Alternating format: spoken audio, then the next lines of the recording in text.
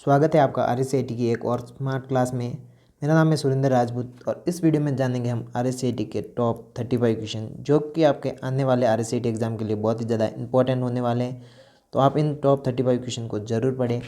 और आज का हमारा जो पहला प्रश्न है वो है, एक फाइल जिसमें पूर्व निर्धारित सेटिंग्स का प्रयोग सामान्य प्रेजेंटेशन अर्थात प्रस्तुतिकरण डॉक्यूमेंट के बनाने में किया जाता है। तो आपका ऑप्शन है फैट, बी मॉडल, सी टेम्पलेट या फिर डी आपका ब्लूप्रिंट। तो एक फाइल जिसमें पूर्व निर्धारित सेटिंग का प्रयोग सामान्य प्रेजेंटेशन डॉक्यूमेंट बनाने के लिए किया जाता है। तो इसका सही आंसर है वो हो जाएगा आपका ऑप्शन सी टेम्पलेट्स, क्योंकि टेम्पलेट्स ही वे पूर्व निर्धारित सेटिंग्स का प्रयोग करके हम किसी भी प्रेजेंटेशन को तैयार कर सकते हैं। तो टेम्पलेट के द्वारा हम पूर्व निर्धारित सेटिंग का प्रयोग करके प्रेजेंटेशन तैयार कर सकते हैं। हमारा क्वेश्चन नंबर 2, ग्राफिक्स आपकी सूचना और विचार का दृश्य प्रेजेंटेशन है। A word art, B clip art, C plus चिन्ह या फिर डी चारों सिरों वाला। तो इसका सही आंसर हो जाएगा वो हो जाएगा आपका ऑप्शन बी क्लिप आर्ट, क्योंकि क्लिप आर्ट ही एक ऐसे ग्राफिक्स हैं जो आपकी सूचना और विचार का दृश्य प्रेजेंटेशन होते हैं। तो चलते अगले क्वेश्चन नंबर 3 की ओर। क्वेश्चन नंबर 3 है कि MS पावर पॉइंट है। तो आपको बताना है कि MS पावर पॉइंट क्या है। Option A GUI, B CUI, C AUR या फिर डी RBI। तो आपको बताना है कि MS पावर पॉइंट, तो आपका पावर पॉइंट क्या होता है।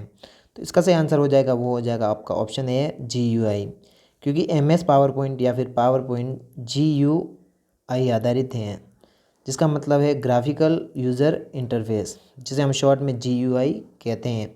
तो आपका MS पावर पॉइंट एक ग्राफिकल यूज़र इंटरफेस होता है। हमारा क्वेश्चन नंबर 4, MS एक्सेल में कौन सा फॉर्मूला रॉ डाटा को कॉलम में और कॉलम डाटा को रॉ में दर्शाता है। तो आपको बताना है कि MS एक्सेल में ऐसा कौन सा फॉर्मूला है जो रॉ डाटा को कॉलम में और कॉलम डाटा को रॉ में दर्शाता है। तो वो हो जाएगा आपका ट्रांसपोज, क्योंकि ये काम ट्रांसपोज करता है।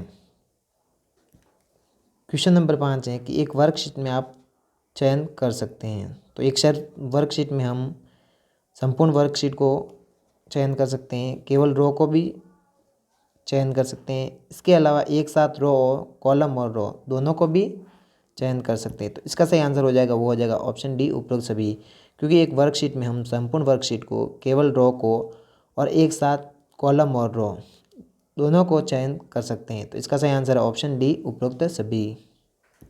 अगला क्वेश्चन है कि क्वेश्चन नंबर 6, शेल एकमात्र किसकी विशेषता है। ए यूनिक्स, बी डॉस, सी सिस्टम सॉफ्टवेयर या डी एप्लीकेशन सॉफ्टवेयर।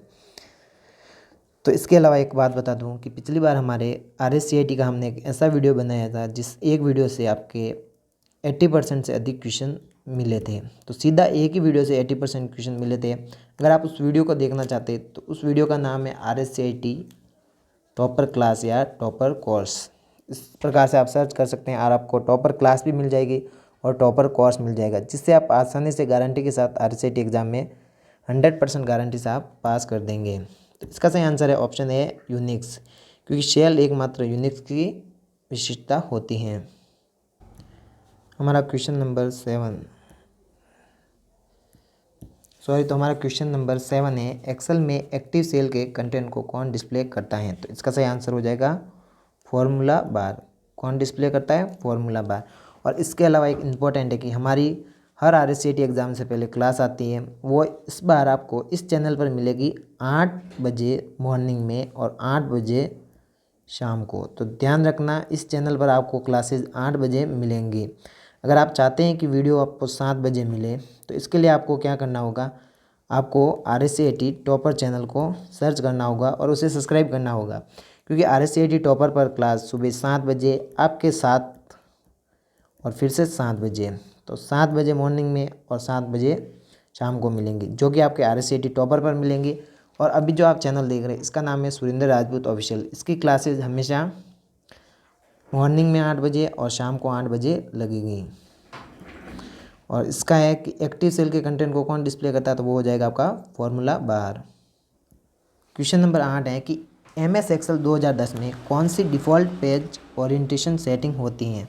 तो आपको बताना है कि MS एक्सेल 2010 में डिफ़ॉल्ट पेज ओरिएंटेशन सेटिंग कौन सी होती है। तो वो हो जाएगी आपकी पोर्ट्रेट, क्योंकि MS एक्सेल 2010 में या फिर आपके MS एक्सेल में डिफ़ॉल्ट पेज ओरिएंटेशन सेटिंग आपकी क्या हो जाएगी, पोर्ट्रेट हो जाएगी। तो इसका सही आंसर हो जाएगा ऑप्शन सी, पोर्ट्रेट।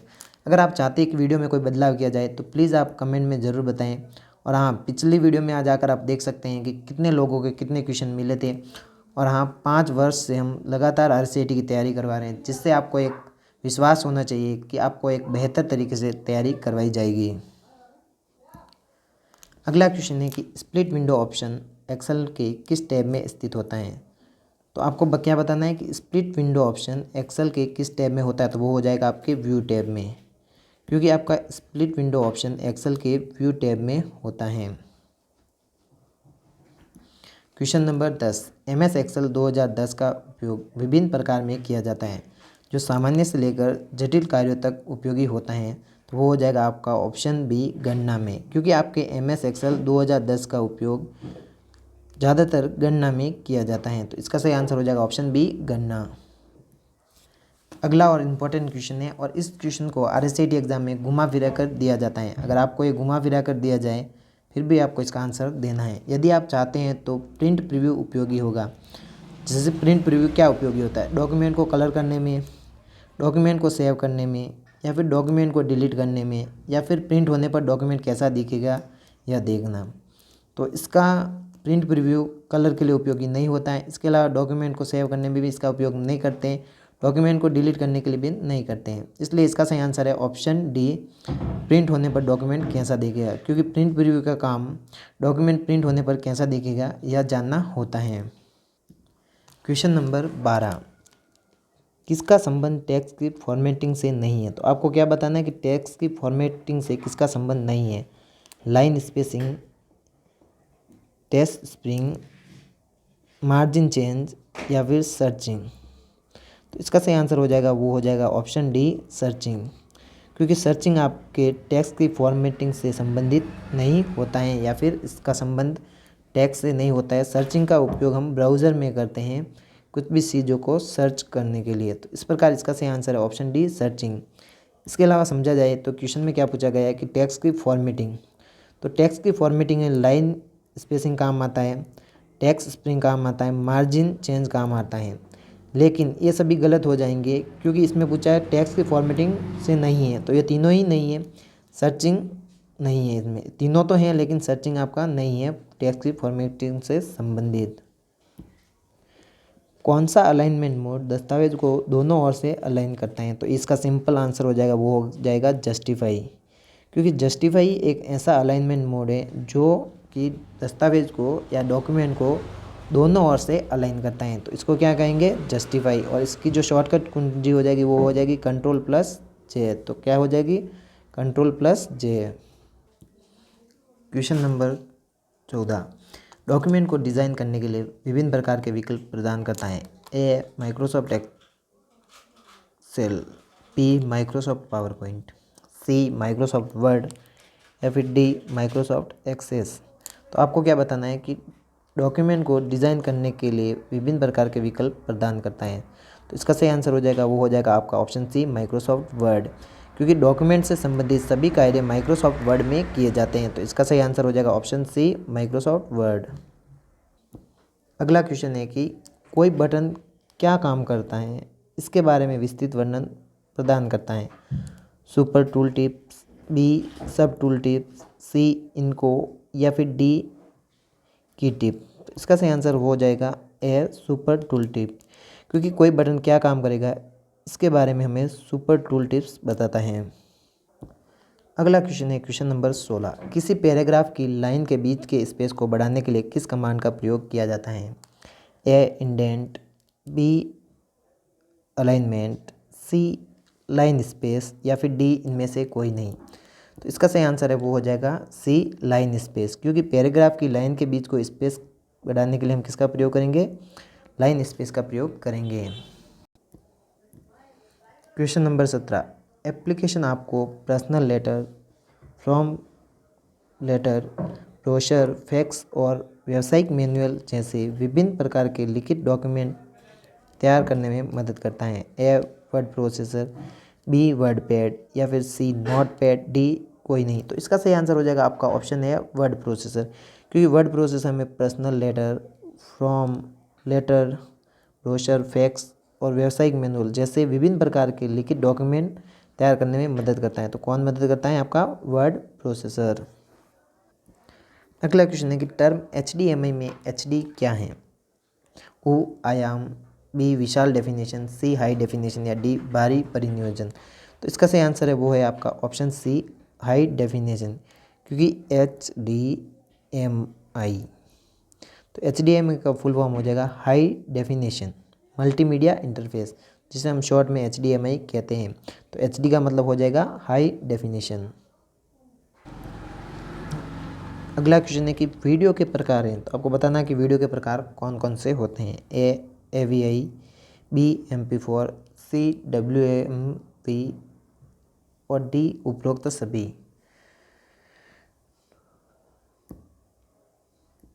तो इसका सही आंसर हो जाएगा ऑप्शन डी उपरोक्त सभी, क्योंकि आपके वीडियो के प्रकार में AVI, MP4 और WMV तीनों ही आपके वीडियो के प्रकार होते हैं। तो इसका सही आंसर हो जाएगा ऑप्शन डी उपरोक्त सभी।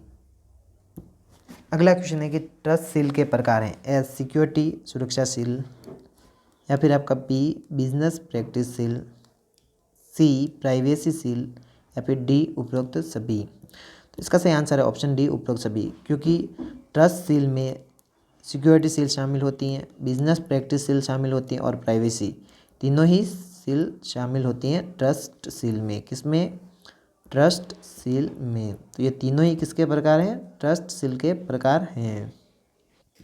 क्वेश्चन नंबर 21 है कि नीचे दिए गए स्क्रीन लॉक में से कौन से एंड्रॉयड डिवाइस स्क्रीन लॉक हैं? तो आपको बताना है कि एंड्रॉयड डिवाइस पर कौन कौन से स्क्रीन लॉक उपलब्ध होते हैं। तो आपको ही पता है कि एंड्रॉयड पर पैटर्न होता है, पिन होता है और पासवर्ड होता है। तो तीनों ही प्रकार के लॉक एंड्रॉयड डिवाइस पर उपलब्ध होते हैं। तो इसका सही आंसर क्या हो जाएगा? उपरोक्त सभी। अगला क्वेश्चन है कि राष्ट्रीय मतदाता सेवा पोर्टल NVSP, जिसे शॉर्ट राष्ट्रीय मतदाता सेवा पोर्टल को शॉर्ट में NVSP कहते हैं। और आपको बताना है कि NVSP में SC से क्या तात्पर्य है। NVSP से मतलब हो जाएगा नेशनल वोटर सर्विस पोर्टल, जिसे शॉर्ट में हम NVSP कहते हैं। तो इसका आंसर आपको क्वेश्चन नंबर 22 लिख के कमेंट में बताना है। तो देखते हैं इसका किसको सही आंसर आता है। क्वेश्चन नंबर 23, निम्न में से कौन सा एक राजस्थान संपर्क का चरण नहीं है? ए रजिस्ट्रेशन, बी मॉडर्न, सी स्क्रूटिनाइजेशन या फिर डी एलोकेशन। तो इसका सही आंसर हो जाएगा वो हो जाएगा आपका ऑप्शन सी स्क्रूटिनाइजेशन, क्योंकि ये राजस्थान संपर्क का चरण नहीं है। आगे रजिस्ट्रेशन, मॉडर्न और एलोकेशन तीन ही राजस्थान संपर्क के चरण हैं, लेकिन आपका ऑप्शन सी नहीं है। क्वेश्चन नंबर 24, एक ऑनलाइन इलेक्ट्रॉनिक हस्ताक्षर सेवा है। तो इसका सही आंसर हो जाएगा वो हो जाएगा आपका राज ई साइन, क्योंकि राज ई साइन आपकी एक ऑनलाइन इलेक्ट्रॉनिक हस्ताक्षर सेवा है। कौन सी? Raj eSign. Question number 25, school undergraduate, स्नातकोर अर्थात पोस्ट ग्रेजुएट, इंजीनियरिंग और कानून आदि कोर्स को कवर करने के लिए पोर्टल विकसित किया गया है। ए मानव संसाधन विकास मंत्रालय MHRD या फिर अखिल भारतीय तकनीकी शिक्षा परिषद AICTE, और ऑप्शन सी ए बी दोनों, और ऑप्शन डी इनमें से कोई नहीं। तो इसका सही आंसर है ऑप्शन सी ए और बी दोनों, अर्थात मानव संसाधन विकास मंत्रालय और अखिल भारतीय तकनीकी शिक्षा परिषद दोनों ही स्कूल अंडर ग्रेजुएट या फिर पोस्ट ग्रेजुएट, इंजीनियरिंग और कानून आदि कोर्स को कवर करने के लिए एक पोर्टल विकसित किया गए हैं। तो इन्होंने क्या किया है? पोर्टल विकसित किया है। अगला क्वेश्चन है कि M कॉमर्स के लाभ हैं। ए सुविधा उत्पादों की श्रृंखला, बी पैसों की बचत, सामान लौटाना, सी भुगतान के विकल्प और डी उपरोक्त सभी। तो इसका सही आंसर हो जाएगा वो हो जाएगा आपका ऑप्शन डी उपरोक्त सभी, क्योंकि M कॉमर्स का मतलब होता है मोबाइल कॉमर्स से है। तो मोबाइल कॉमर्स का क्या फ़ायदा है कि सुविधा है हमारे लिए, उत्पादों की श्रृंखला है, पैसों की बचत होती है, सामान लौटा सकते हैं और भुगतान के विकल्प। एम कॉमर्स का मतलब जैसे भी कोई भी चीज़ ऑनलाइन ऑर्डर करते हैं इसमें हमें एक से अधिक तरह के प्रोडक्ट मिल जाएंगे, पैसों की बचत होती है अर्थात कम पैसा में हम मिल जाता है।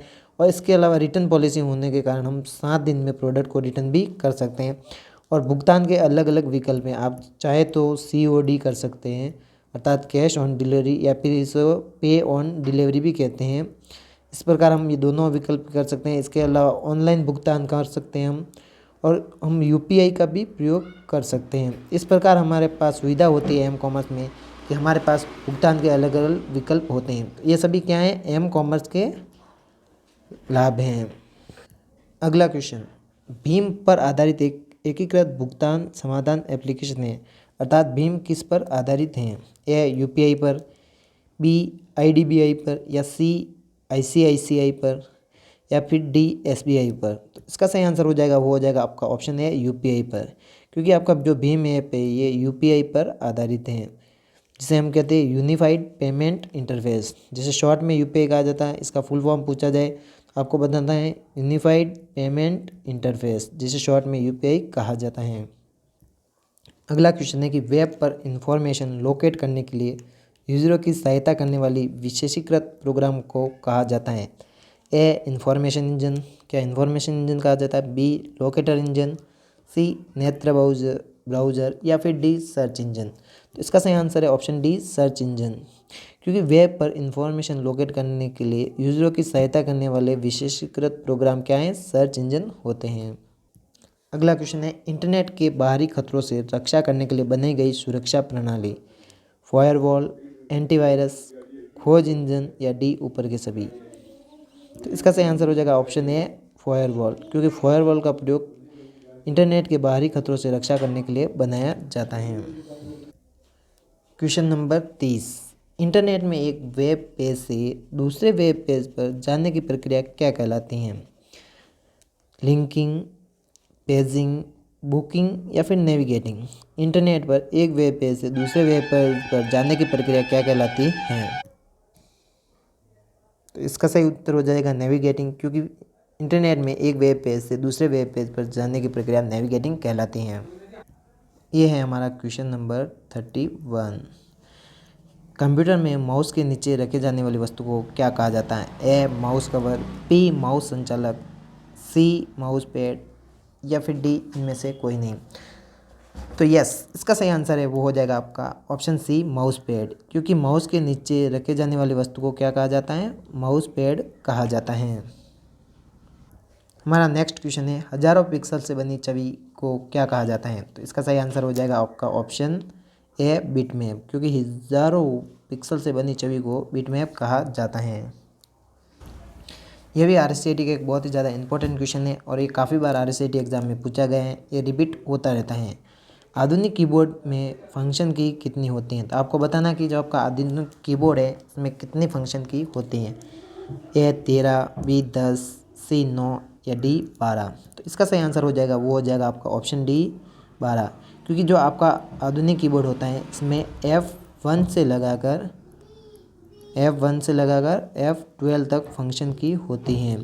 तो F1 से लगाकर 12 वाली कुंजी को फंक्शन की कहा जाता है। तो कितने फंक्शन की होती है आधुनिक कीबोर्ड में? 12। कितनी होती है? 12 फंक्शन की होती हैं।